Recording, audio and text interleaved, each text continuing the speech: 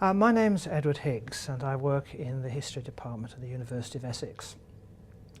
My main research interests at the moment are the history of information gathering, both by the state and also by private corporations, surveillance and the identification of individuals, including biometrics. My interest in information gathering, surveillance and identification comes out of the contrast between the modern world and the world in which I grew up. And the questions that I'm interested in answering are: why has that developed? Is it just changes in technology, or are there more deep-seated changes going on within our society and the relationship between individuals as citizens and the state, and as customers and commercial organisations? Now, there are lots of theories about why this change has taken place, certainly why there's greater surveillance, not all of which I agree with.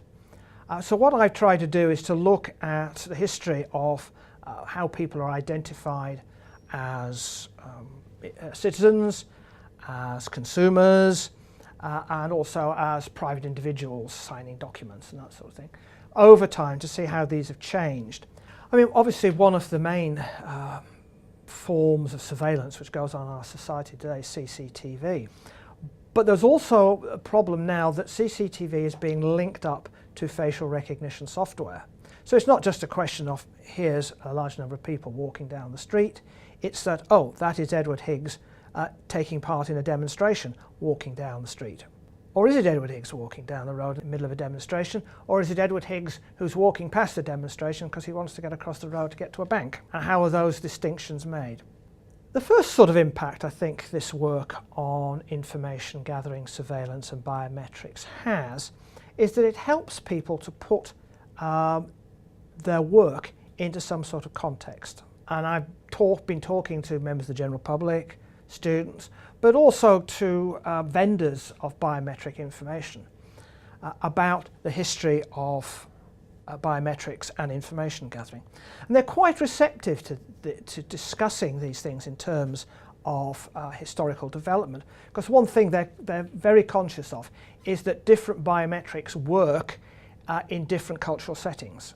Having a historical perspective allows them to think about what they're doing as culturally specific, and that there is something new about this, and they have to think therefore about how other people will react to that. I'm on the ethics committee of a group called the European Association for Biometrics, where people from the European Commission, academics, scholars and vendors of biometric systems are meeting together to talk about the ethics. Of course, what we all want to do is to work out what are the implications of these new technologies for privacy and for personal autonomy, especially within the context of data protection within the European community.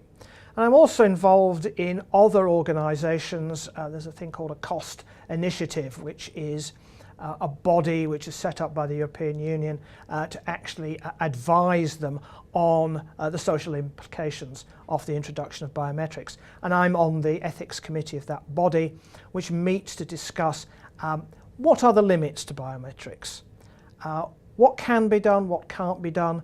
Are people able to revoke their biometric images and profiles, for example, which is in tune with the European Union's directives on data protection? So there's lots of people working in the area of policy, and an historical dimension is something which they find useful because, again, it contextualizes the present developments in biometrics. Biometrics are not a technology, they are a social force, and as such their ethical impacts need to be considered, and considered within the context of the legal systems that are being developed in Britain and also in the European Union.